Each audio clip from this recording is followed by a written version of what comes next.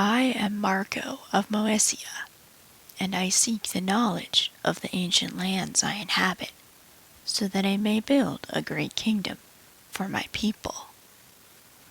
But few here can read the ancient texts, and so I have traveled to the lands of our southern neighbor, Philippopolis, to request a tutor in Greek from the noted scholar, Duke Anthemius. He has reluctantly accepted, and my studies have begun in earnest. The libraries of Philippopolis are vast, and contain documents the likes of which I have never seen. One day I come across an ancient map, one territory catching my eye, the kingdom of the Bulgars, my ancestors, the kingdom I hope to rebuild. Its lands are vast, stretching along the Danube in the north, encompassing all of Philippopolis to the south, and the lands of proud Duchess Avdokia to the west. She is a pacifist who refuses to bear arms in the name of God, and for this the Patriarch brands her a heretic. But such things are not for me to judge. I say nothing of the map to my skittish host, and my visit progresses well. But soon it is time for Duke Anthemius to bid me farewell, a carriage laden with texts and an envoy of tutors. Lost in my thoughts on the journey home, it becomes clear to me that Moesia must build relationships with its neighbors, if they are ever to accept the rule of my house, under the ancient borders of Bulgaria.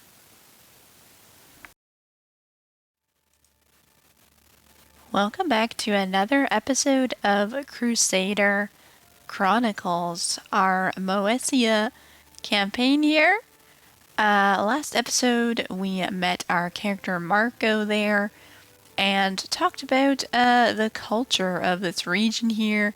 We just picked up the Royal Court expansion, so we really want to play around with the culture mechanics available to us now. But as you saw in the intro there, Marko is obviously a man ahead of his time there. He has gone on a tour there before the new DLC has even been released. He went on a tour to visit his neighbor here, Duke Anthemius of Philippopolis, who is also an astute intellectual like himself there. So we are trying to learn the Greek language there. And there's sort of multiple reasons why we want to do that.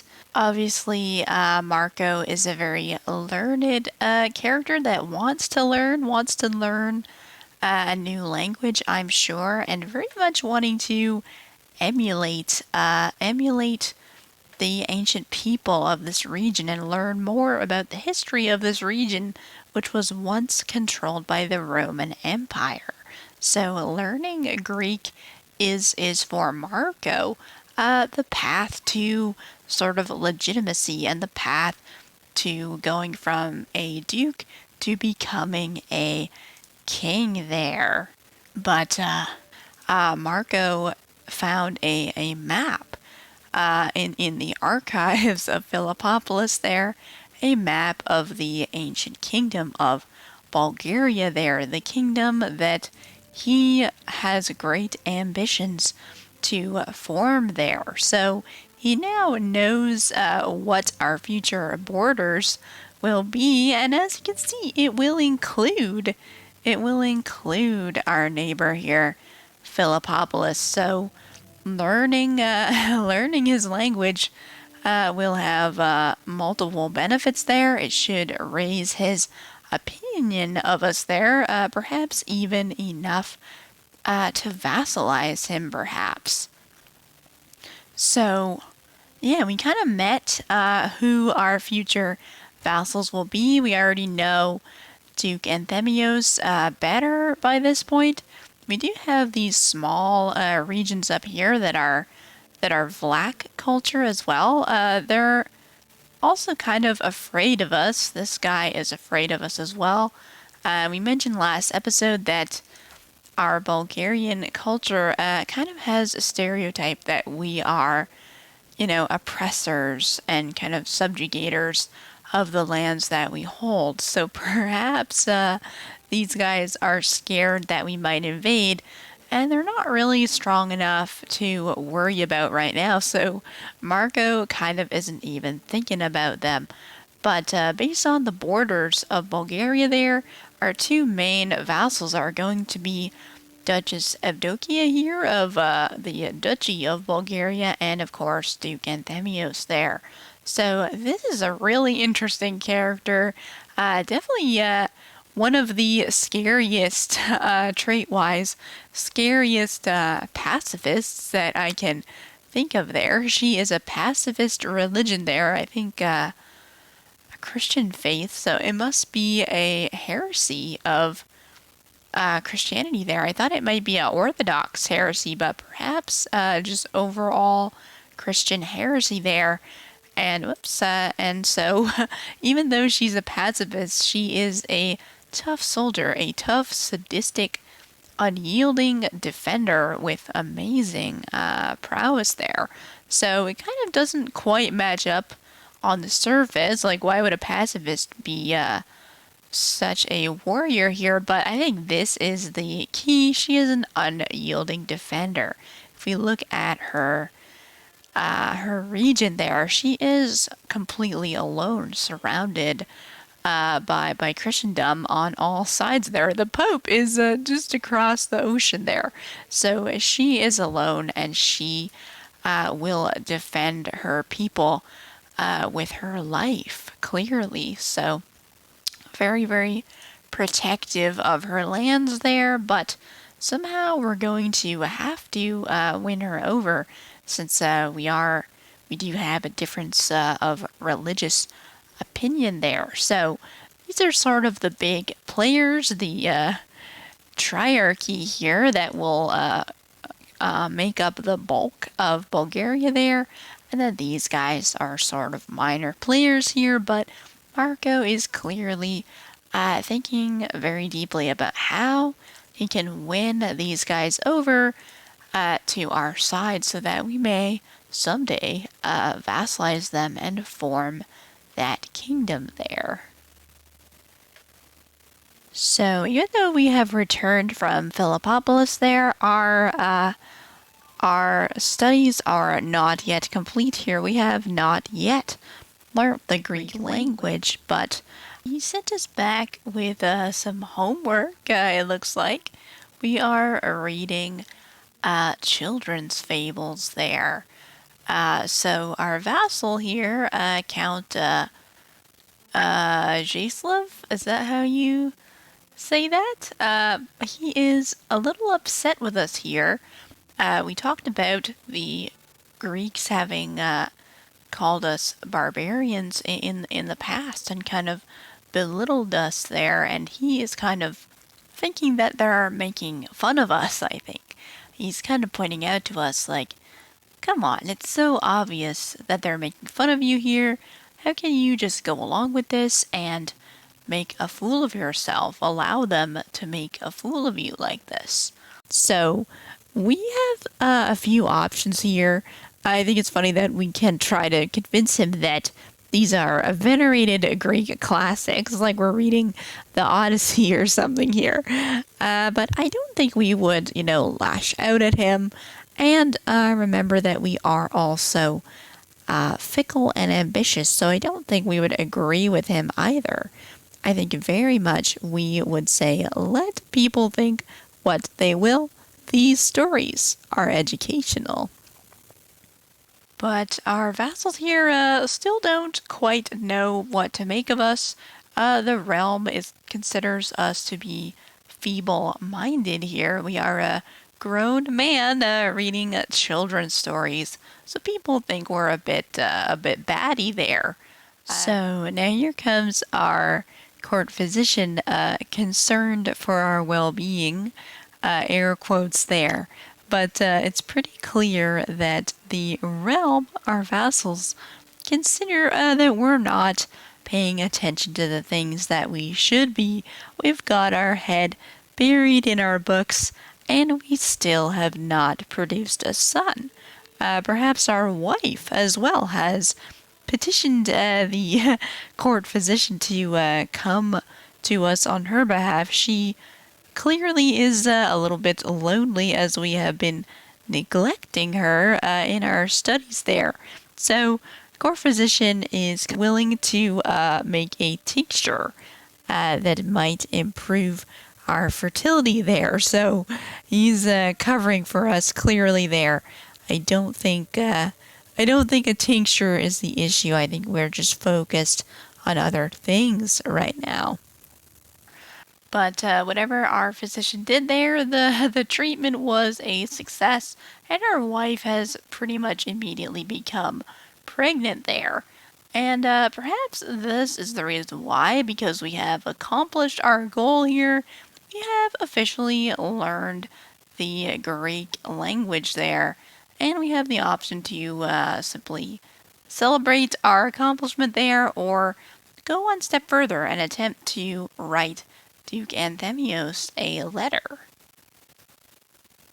But we mentioned Duke Anthemios is a bit of a scaredy cat here, and I really don't want to lose opinion of him here, so I'm not going to send him a letter. What I will do, though, is ask him in Greek for his son's hand in marriage here. He has a 12-year-old son that is going to inherit some land, and I'm going to ask if he can marry my eldest daughter, my heir. And he will accept there. That is amazing. He will accept a matrilineal marriage, and that is great for us.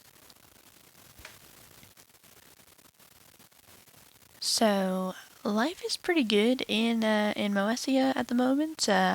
Succession secured, alliance with Philippopolis secured. We are now happily translating books between Bulgarian and Greek there.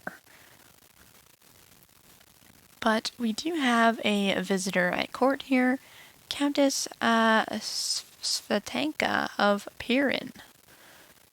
And we're a little bit embarrassed. She's sending minstrels to sing our praises there. But we're going to have to put up with her, I think, because she is a Bogomolist, one of the heretics that is under Duchess Evdokia there. So we don't want to anger her. She might be on a diplomatic mission here. We're going to just leave her be for now there. And she's now sending us a gift, though. She definitely likes us quite a bit there. I have a feeling she may have other intentions here, but yes, she has been visiting our court and now is sending us gifts. And here we go. Yeah, I had a feeling that's where this was leading. She is lustful, of course. Seems that she has a little crush on us and wants to get close with us here. So what are we going to do here? We are, of course, married. Our poor wife. We are fickle, though. We are fickle, so we change our mind often. We don't really get along very well with our wife. And, Svetanka, she's married as well to a rather sad man here with one leg. That's too bad for him. But, of course, her liege is Duchess Evdokia, who we really do want to get close to. So I have a feeling we may humor Countess Svetanka here.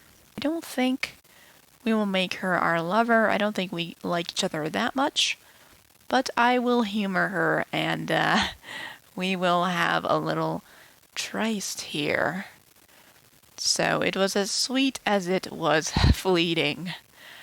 Interesting. We will put a pin in her here. That's not phrasing, but we want to keep track of her and see where this leads.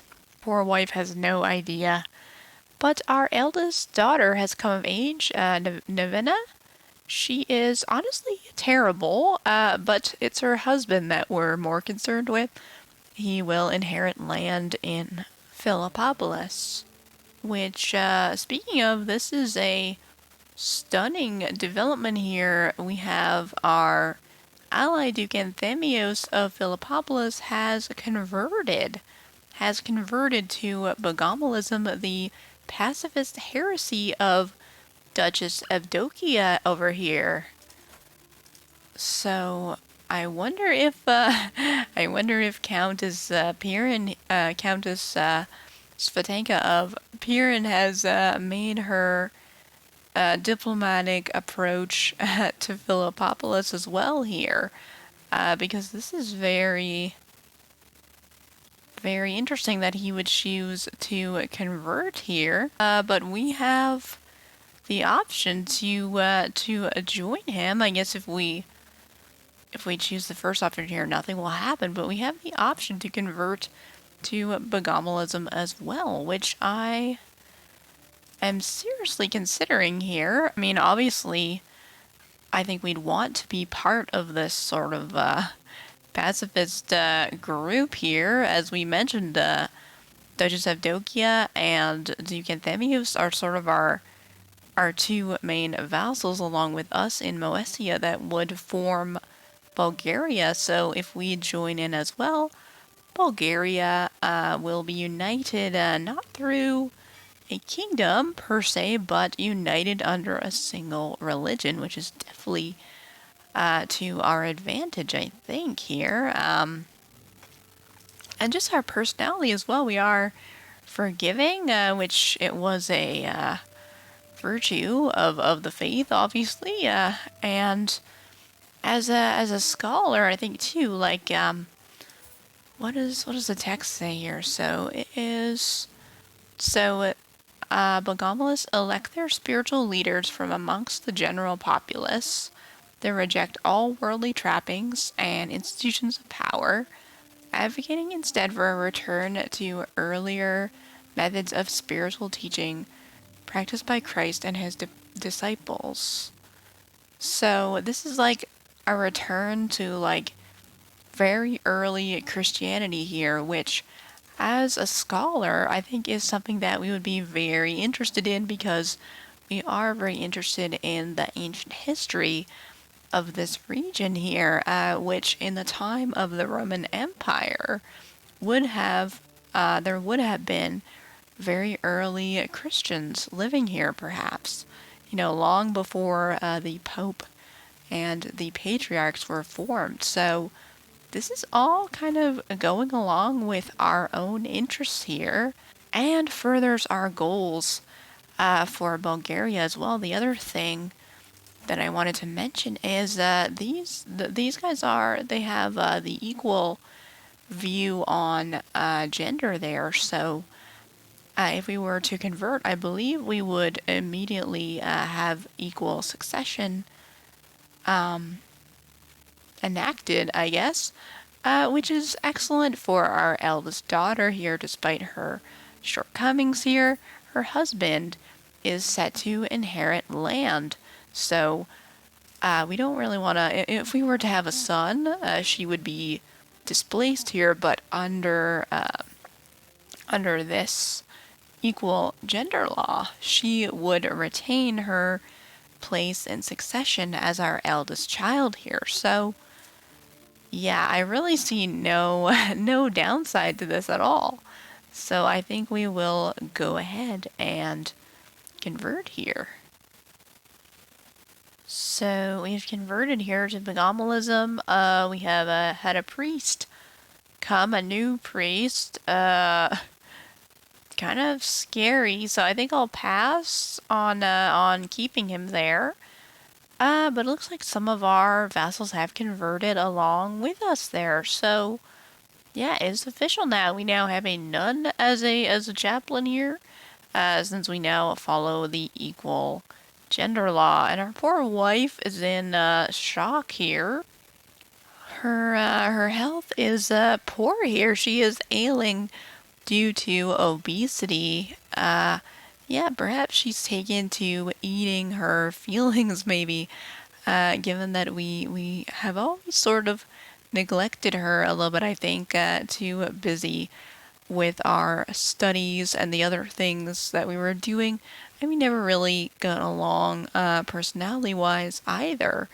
Of course, she never bore us a son, but that doesn't really matter anymore anyway, given our equal gender law there. So what I actually think I might do, which is quite cruel, but I think I might actually get remarried as a way to sort of seal my conversion to Bogomalism here. So we do have Duchess Evdokia, of course, who now likes us a lot better, given we share a religion. And she has a daughter here, a young daughter, 17 years old, yet unmarried, who is also very much an ambitious lady, similar to myself, and fairly good at learning as well, certainly better than our current wives. So, yeah, I have a feeling we will be discarding our poor wife here for a younger model here, which would cement our alliance with Duchess Evdokia. So, let me see about divorce here. Must be approved by the head of faith or the house head if no head of faith exists, which we do not have a Bogomalist head of faith. So, I believe in that case we can approve our own divorce here. We are the house head, so yeah, you know what? I think we're gonna do it. We are fickle. We change our minds a lot. We can't marry Countess Svatenka there, so I think we will marry a future countess instead, because yeah, she's going to inherit some land from her mother as well. So this is a very good match, I think. So, unfortunately for Nicolina here, goodbye to you, and hello to Reina here. Arranged marriage with us, and she will accept. Look at that. So,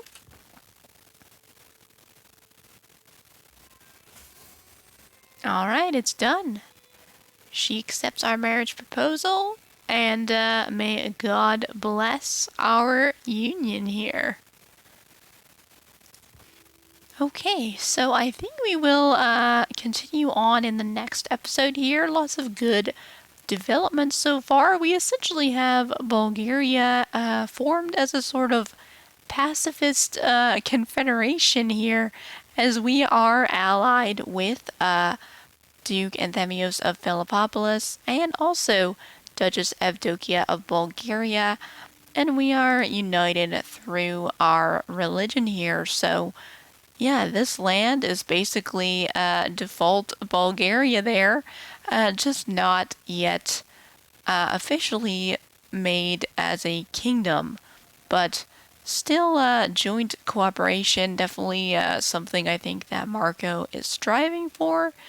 And we also have our succession fairly secured, as long as our daughter can have a child there. That child will inherit land in Philippopolis as well, right on our border there. So that will be perfect for us. And we have a new wife as well, so we may yet have some more children here. So yeah, we'll see how things develop in the next episode of Crusader Chronicles.